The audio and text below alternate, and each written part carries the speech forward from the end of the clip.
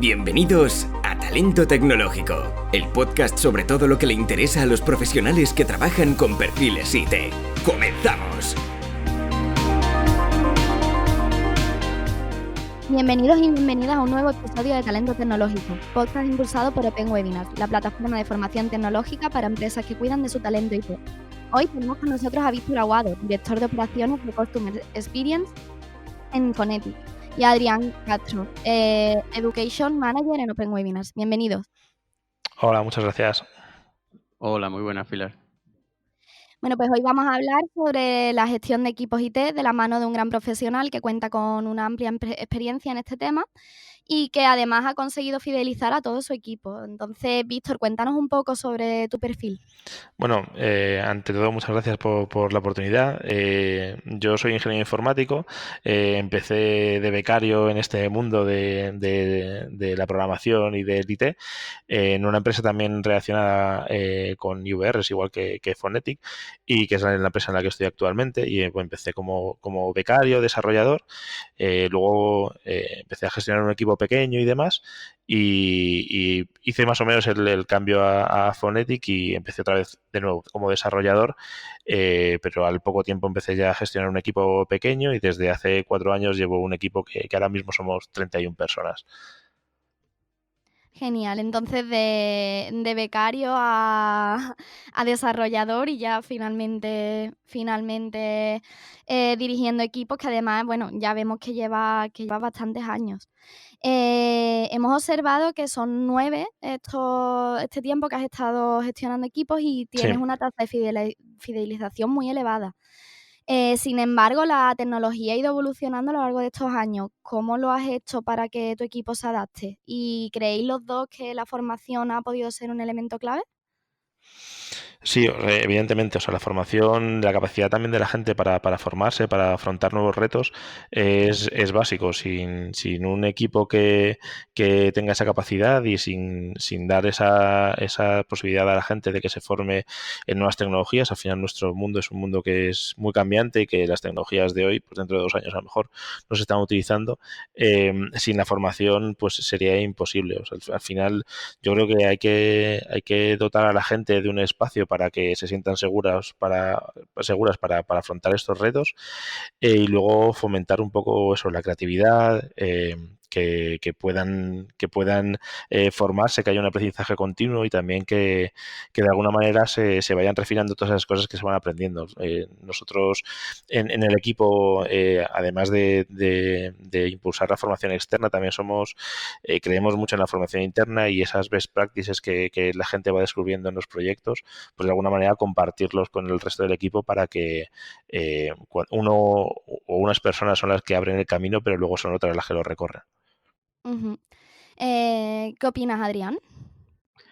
Yo pienso que, al igual que dice Víctor, el tema de la formación es un puntal clave. Y no quería dejar pasar un detalle que yo creo que es también primordial y básico, sobre todo en lo que ha comentado antes del tema de la fidelización y demás, cuando lo presentaba, que yo creo que el factor fundamental de esto es el haber pasado, digamos, por todos los estadios, ¿no? Hasta llegar a ser manager, haber entrado como becario, haber estado como desarrollador, ir aprendiendo todo esto, quería también parte de toda esta filosofía de la formación tanto externa como interna que ha dicho Víctor, ¿no? Es decir, si tú vas aprendiendo el oficio, el que al final acabas, digamos, gestionando, pero lo aprendes desde que empiezas, sabes todos los entresijos de la persona que está trabajando contigo, desde el escalón más bajo hasta el escalón más alto, y eres capaz de comprenderlo, saber por qué se desarrolla de esa manera, al final te da un mayor control y una mayor visión de lo que hace tu equipo y de cómo optimizarlo al máximo, ¿no? Y al final puedes tener no unas buenas, sino las mejores prácticas posibles dentro de tu empresa. Sí, al final las necesidades por las que pasa el equipo son las necesidades por las que he pasado yo. Entonces, para mí es muy fácil ponerme en el lugar de la gente de mi equipo porque he estado ahí. O sea, sé las dificultades que se tienen. Entonces, de alguna manera sí que me pongo en su lugar de manera muy fácil. Claro, entonces digamos que la clave está un poco también en la empatía, ¿no? Que al final el trabajo de los profesionales IT es de una tendencia colaborativa. Y creo que es importante bueno, que la persona que dirige esos equipos sea capaz de identificarse con ellos. ¿Y cómo haces, además de esto que estamos comentando, cómo haces para crear un buen clima de trabajo y que haya una buena convivencia entre ellos? Sí, bueno, como lo que tú comentabas, yo creo que la empatía es básica, ¿no? Tenemos que ponernos al final en el lugar de las personas, de todo el mundo, de la gente que a lo mejor es más experta y está en unos retos más complicados, como por la persona que ahora mismo acaba de entrar en la empresa, los primeros días, cómo se viven y demás, pues tenemos que ponernos en su lugar, acordarnos de cuando fue nuestro primer día en una empresa, en nuestro primer trabajo, ¿no? Y ponernos en su lugar nos ayuda mucho a comprenderles y de alguna manera ayudarles.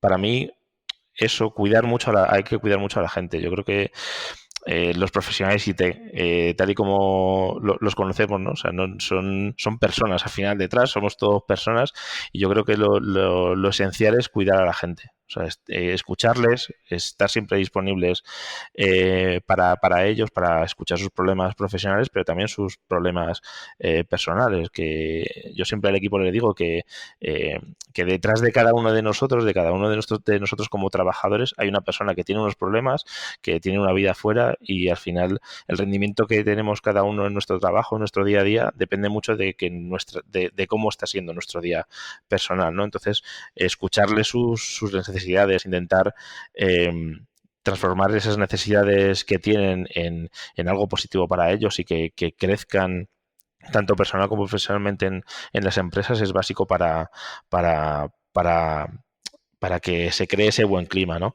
Al final va un poco de eso, ¿no? De crear una cultura en la que todos nos cuidemos y todos nos escuchemos. Yo como responsable del equipo el primero, pero también tengo que escuchar sus problemas y evidentemente y su feedback y lo que me dicen de lo que estoy haciendo bien, de lo que estoy haciendo mal para cambiar.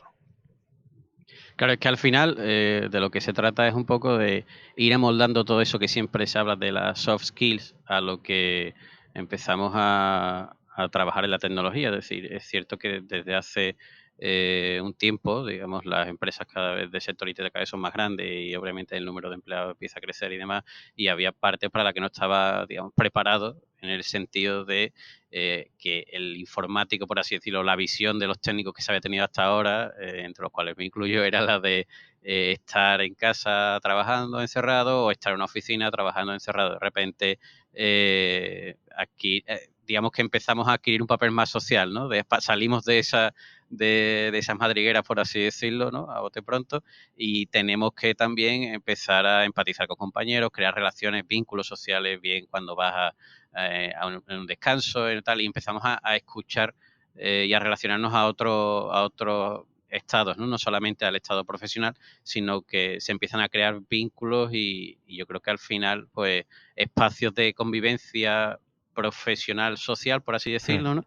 En el que también tiene que estar gestionado de una manera determinada y al final la clave para que un trabajador esté en un sitio o en otro, más allá de la tecnología con la que esté trabajando, más allá de cualquier cosa de sueldos y demás, es también que el entorno en el que esté trabajando sepa combinar a la perfección todo esto, ¿no? El aspecto profesional por un lado y el aspecto social por otro para que se sienta encajado de la mejor manera posible, ¿no?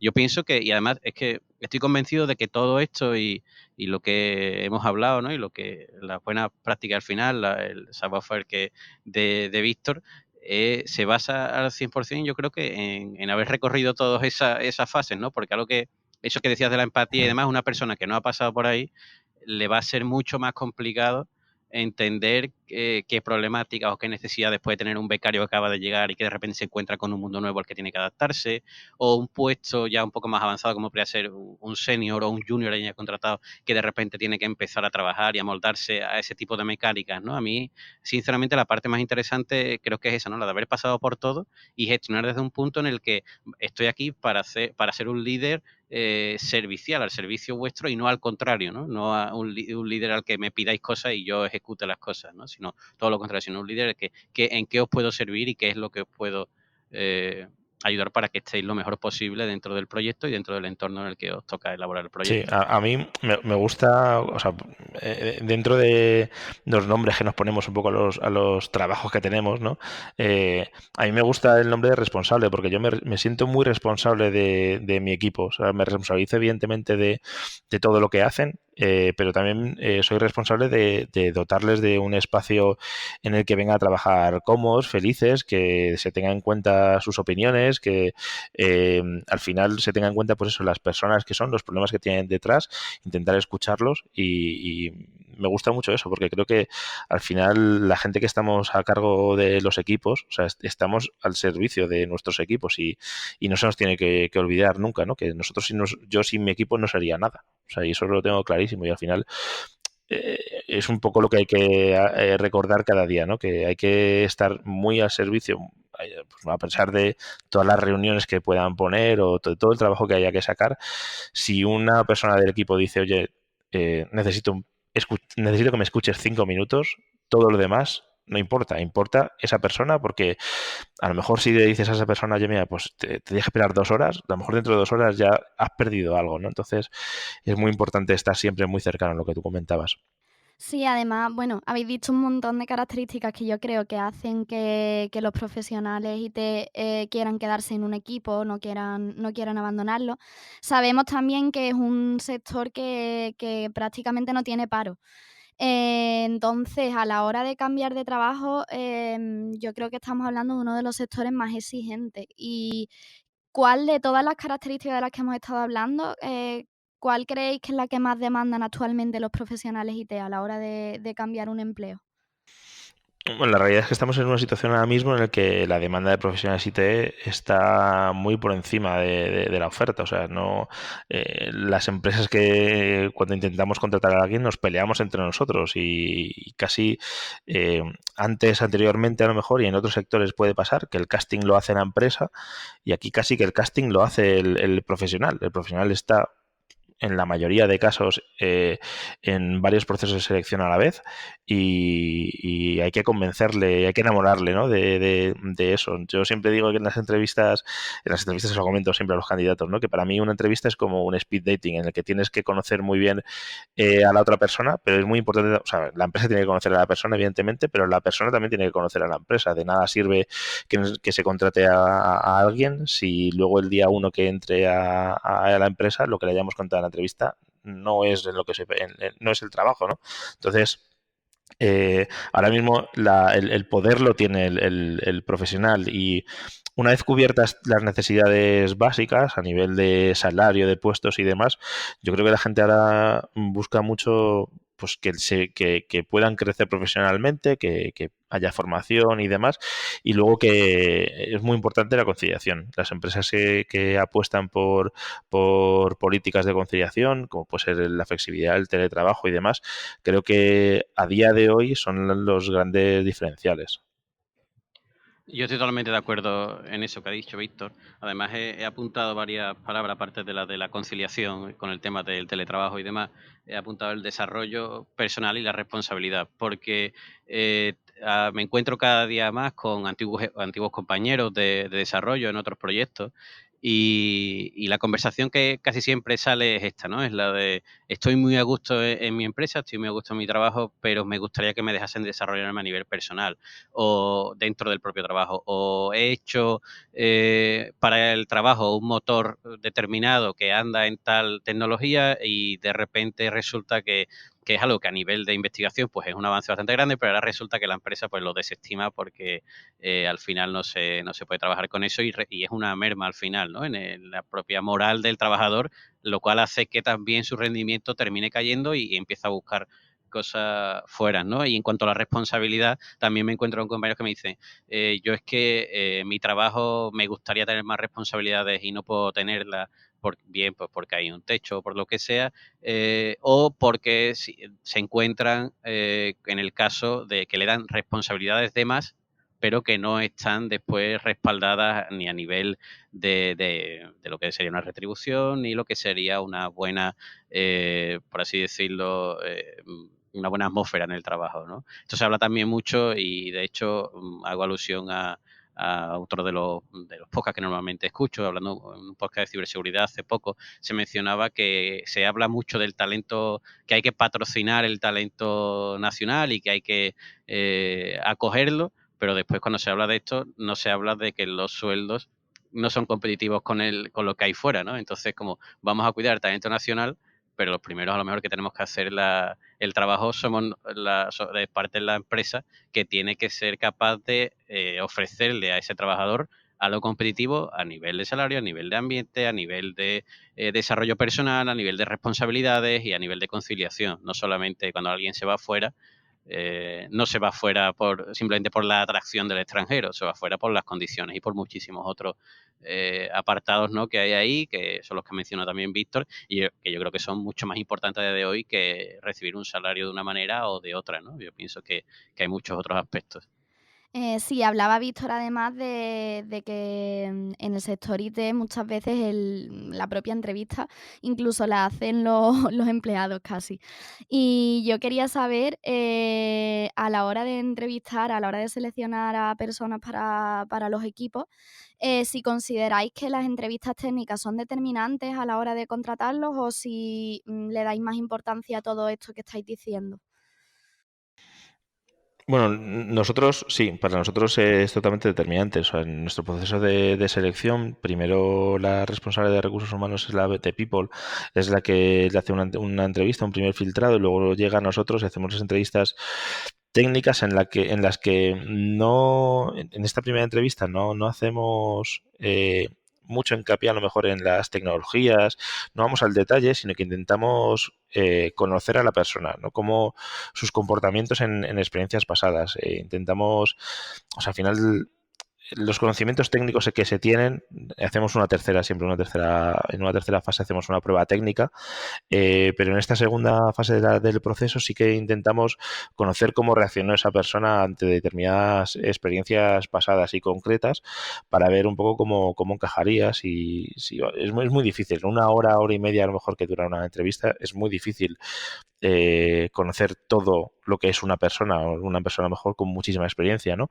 Pero sí que algunas claves que te digan si esa persona va a encajar o no va a encajar en el equipo, y sobre todo sé también si nosotros le vamos a encajar a esa persona, ¿no? Yo creo que es el fit o el match, como si dijéramos, tiene que ser en los dos sentidos, tanto que a nosotros nos encaje el profesional como que al profesional le encajemos nosotros, porque no hay nada peor al final que un profesional frustrado en el que no se cubran sus necesidades, ¿no? Entonces, nosotros siempre hacemos mucho hincapié en esas entrevistas que le contamos cuál va a ser su día a día, los problemas a los que se va a enfrentar, qué hacemos y sobre todo qué no hacemos. O sea, qué va a esperar, cómo va a ser su primer día de trabajo, cómo va a ser un día típico de trabajo nuestro, eh, para evidentemente que no llegue esa persona, como comentaba antes, no llegue ese profesional que cuesta mucho encontrar y que a lo mejor la segunda semana diga, oye, mira, es que todo lo que me habías contado no se está cumpliendo en el día a día, y al final se acaba yendo, ¿no? Y hemos perdido un poco el tiempo entre todos, porque también el profesional ha perdido, se ha dejado un trabajo estable a lo mejor y se ha marcado en una aventura que no le ha cubierto sus necesidades, ¿no? Entonces, para mí son básicas las entrevistas técnicas. Yo opino exactamente igual, o sea, creo que la entrevista técnica, digamos que es el termómetro más objetivo, ¿no?, dentro de lo que sería el proceso de selección. Es verdad que después el resto de entrevistas que se puedan hacer y el resto de información que se pueda aportar por los dos lados, tanto por parte del candidato como por parte de la empresa, pueden en algún punto tener algún punto, o sea, estar cargadas de bastante subjetividad en algunos aspectos, pero sin embargo, cuando tú pones negro sobre blanco qué es lo que va a hacer, cómo va a hacerlo, con qué tecnología se va a trabajar, y se le hace una entrevista técnica, bien hay algunos procesos de selección que incluyen pruebas como tales de conceptos y demás de lo que sería lo que va a trabajar, ahí ya se empieza a ver además y se puede detectar. En el caso por irme a un ejemplo muy concreto, si una empresa, por ejemplo, de desarrollo de videojuegos, por ejemplo, quiere hacer un proceso de captación para adquirir a un programador, por ejemplo, ¿no? Y de repente plantea una prueba de diseñar o de desarrollar un escenario entero con físicas y con movimientos de personajes y demás. Y en el código de lo que esa persona ha ido escribiendo y ha ido desarrollando, ya se puede también empezar a detectar patrones de trabajo, patrones que van a encajar mejor con el equipo, que pueden llegar en algún momento determinado a ser situaciones que se puedan pulir o que se vaya, o incluso detectar posibles problemas a futuro que se pueden ya desde ahí detectar y se pueden empezar o bien a sanar o bien a pensar que ese candidato no es el idóneo y que hay que empezar el proceso con otro candidato o continuar avanzando con otro candidato. Entonces yo pienso